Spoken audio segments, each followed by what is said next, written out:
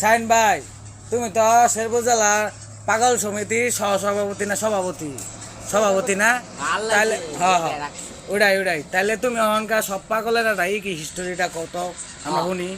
মফিল রনি, স্বপন কাকন, অমনি শাহিন, হাসান সৌরভ, কাজল প্রদীপ, শিবলু সামিদুল, সৌরভ শাহিন। মফিল হইছে বিড়ির পাগলা, রনি হইল রিস্কা, কাকন পাগলা হইছে রাস্তা দেয়া মেয়ে আটকা আঙ্গুল দেখে আব্বা মা, মোহাম্মদের বউ রাস্তাতে গেলে খোয়াটো আর আসে। আর হাসানে হইছে বাতের বললে ঘুরে। অমনি পাগলা হইছে কারো আজ্ঞা দেয়। সৌরভ পাগলা হইল ন্যাংটায় ঘুরে, জিনিস লিয়ে তোর মারে দোয়ানতে।